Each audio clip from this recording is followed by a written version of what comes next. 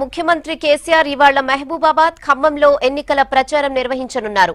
మహబూబాబాద్ జిల్లా కేంద్రంలోని ఇల్లందు రోడ్డు మైదానంలో జరగనున్న సభలో కేసీఆర్ మాట్లాడనున్నారు. 50 ఎకరాల గ్రౌండ్ లో సభా వేదిక, హెలిప్యాడ్ రెడీ చేశారు జిల్లా నేతలు.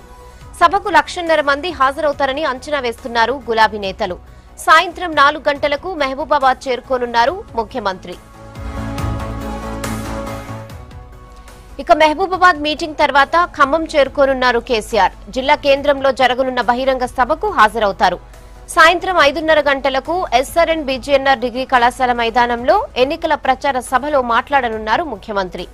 ఖమ్మం ఎంపీ అభ్యర్థి నామా నాగేశ్వరరావుకు మద్దతుతో పాటు మాజీ మంత్రి తుమ్మల, జిల్లాలోని పార్టీ ఎమ్మెల్యేలు సభకు హాజరు కానున్నారు. ఎమ్మెల్సీ పల్ల రాజేశ్వర్ రెడ్డి సీఎం సభకు సంబంధించిన ఏర్పాట్లను స్వయంగా పర్యవేక్షిస్తున్నారు.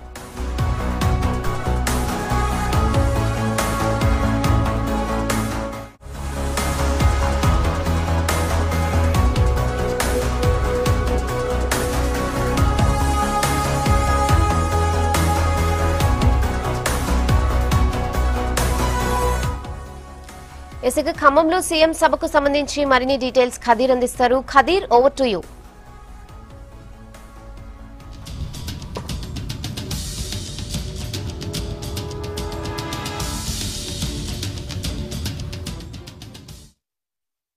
ఎన్నికల నేపథ్యంలో ఈరోజు ఖమ్మం నగరంలోని ఎస్ఆర్ఎన్ బీజీఎన్ఆర్ కాలేజ్ గ్రౌండ్లో ఈరోజు కేసీఆర్ సభ ఉండటంతో ఇక్కడ ఉన్న స్థానిక ఎమ్మెల్యే పువ్వాడ అజయ్ స్థానికంగా అన్ని ఏర్పాట్లను కూడా చూసుకుంటున్న పరిస్థితి కనిపిస్తూ ఉంది. ఇప్పటికే సభా వేదికకు అందరూ నేతలు ఇక్కడికి వచ్చి ఇక్కడ ఉన్న అన్ని కార్యక్రమాలను ఏర్పాటు చేస్తూ ఉన్నారు. అయితే వారితో మాట్లాడే ప్రయత్నం కూడా చూద్దాం. సార్, ఈరోజు ఏర్పాట్లు ఏ విధంగా జరుగుతున్నాయి? ఈరోజు ఖమ్మం పార్లమెంటు నియోజకవర్గ ప్రచార సభ కేసీఆర్ గారు సాయంత్రం 5 గంటలకి ప్రజలను ఉద్దేశించి ఇక్కడ నుంచి ప్రసంగిస్తారు. దాదాపు 1,50,000 మంది ప్రజానీకాన్ని ఈ సభకి ఎక్స్పెక్ట్ చేస్తూ ఉన్నాం. 7 నియోజకవర్గాల నుంచి కూడా పెద్ద ఎత్తున ప్రజలు రావడానికి సిద్ధంగా ఉన్నారు. ప్రధానంగా ఖమ్మం నియోజకవర్గం, ఖమ్మం అసెంబ్లీ నియోజకవర్గం నుంచి 30 నుంచి 40,000 మంది ప్రజానీకం, మరి పాలేరు నుంచి, అలాగే పక్కనే ఉన్న వైరా, మరి మధిర నియోజకవర్గాల నుంచి కూడా పెద్ద ఎత్తున తరలి వస్తారు. కొత్తగూడెం, సత్తుపల్లి, అశ్వరావుపేట కొంత దూరం అయినా అక్కడి నుంచి కూడా బస్సులు ఏర్పాటు చేస్తాం అక్కడి నుంచి రావడం కోసం అని చెప్పి. వాటన్నిటి ద్వారా కూడా ప్రజలు పెద్ద ఎత్తున తరలి వచ్చి కేసీఆర్ గారు చెప్పే మరి ఈ ప్రచార సభ ద్వారా ఉత్తేజితులు అవుతాం. డెఫినెట్గా మాకు ఇది ఒక మంచి ఉత్తేజాన్ని కలిగించే సభగా భావిస్తూ ఉన్నాం.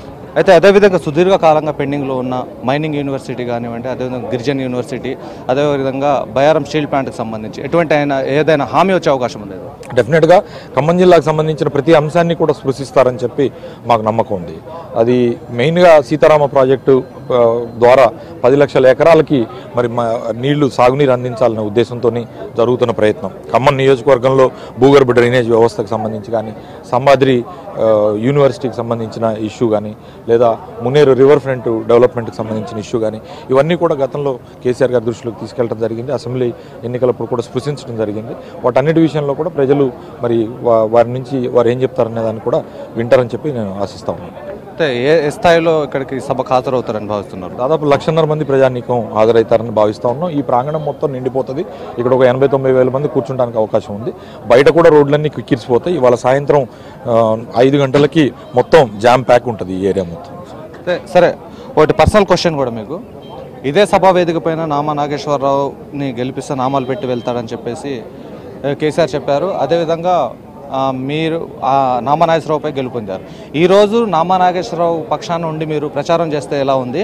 అదేవిధంగా నామా నాగేశ్వరరావుని ఏ విధంగా గెలిపించాలని చెప్పేసి కేసీఆర్ చెప్తున్నారు. ఒకటి, మీరు రాజకీయ పార్టీ మాది. రాజకీయంగా మా ప్రత్యర్థి ఎవరైనా సరే, ప్రత్యర్థి పార్టీలో ఉన్నప్పుడు అది చంద్రబాబు నాయుడు అయినా సరే మేము ఓడించడానికి ప్రయత్నం చేస్తాం. అందుకని మా పార్టీలోకి వచ్చిన తర్వాత మా అభ్యర్థిని మేము గెలిపించుకోవడానికి మా శాయశక్తులకు కృషి చేస్తాం. ఆ రోజు నన్ను గెలిపించడం కోసం కేసీఆర్ గారు ఇచ్చిన పిలుపు అది. ఆ పిలుపు వల్ల నేను గెలిచా. ఆ రోజు నిజంగా చెప్పాలంటే 10 నియోజకవర్గాల్లో ఖమ్మం నియోజకవర్గం గెలిచిందంటే కేసీఆర్ గారు పువ్వాడ అజయ్ కుమార్ నా కొడుకు లాంటి వాడు, రామ్ తర్వాత రామంతరుడు అని అన్నారు కాబట్టి ఇక్కడ ప్రజలు దీవించి నన్ను ఇక్కడ ఎమ్మెల్యేగా చేశారు. కాబట్టి డెఫినెట్గా విజయం కోసం అని చెప్పి నాయకుడు స్ఫూర్తి ప్రదాత కాబట్టి స్ఫూర్తిని అందించే ప్రసంగాలు ఉంటాయి. తప్పకుండా మారిన పరిస్థితులు చూసా పాలిటిక్స్ ఆర్ డైనమిక్. తప్పకుండా మార్పు అనేది సహజం. ఆ మార్పుని అందరూ కూడా ఆస్వాదించాల్సిందే. అప్పుడు తెలుగుదేశం పార్టీ వనగూరుస్తుందని చెప్పి ఏదో మభ్యపడ్డారు. కానీ అవన్నీ కూడా పటాపంచలైన తెలుగుదేశం పార్టీ నిర్వీర్యమైంది. అది ఆ పార్టీ నాయకులకే తెలిసి తెలిసి వచ్చిన తర్వాత, ఇక్కడ తెలుగుదేశం పార్టీకి ఏమి లేదని తెలిసి వచ్చిన తర్వాత వాళ్ళు కూడా కేసీఆర్ బాట పట్టారు. సో కేసీఆర్ బాట పట్టారు కాబట్టి ఈ రోజున అభ్యర్థిగా ఆయన నిలబడి ఉన్నారు. ఆ రోజు చెప్పిన దానికి ఈ రోజు చెప్పిన దానికి రాజకీయ పరిస్థితుల మార్పుని మనం గమనించాలని చెప్పి కూడా నేను ప్రజలను కోరుకుంటాను. Thank you. ఖచ్చితంగా ఈరోజు చూసుకున్నట్లయితే ఖమ్మం జిల్లాకు సంబంధించిన అభివృద్ధి కార్యక్రమాలు కానివ్వండి, సంక్షేమ అభివృద్ధి కార్యక్రమాలు కానివ్వండి, తనదైన స్థాయిలో పెద్దపీట వేసేందుకు ఈరోజు కేసీఆర్ వరాల జల్లును కురిపించబోతున్నారని చెప్పేసి అంటున్నారు. మొత్తంగా చూసుకున్నట్లయితే 7 నియోజకవర్గాలకు సంబంధించి పార్లమెంట్ నియోజకవర్గ పరిధిలో ఈరోజు 1,50,000 వరకు ఇక్కడ జనాభా ఏకమై ఇక్కడ ఉన్న కార్యకర్తలందరూ కూడా ఈ సభను విజయవంతం చేస్తారని చెప్పేసి స్థానికంగా ఉన్న ఎమ్మెల్యే పువ్వాడ అజయ్ అంటున్నారు. ఇది మొత్తంగా చూసుకున్నట్లయితే పరిస్థితి. వీడియో జర్నలిస్ట్ హర్షత్తో కదీర్, V6 న్యూస్, ఖమ్మం.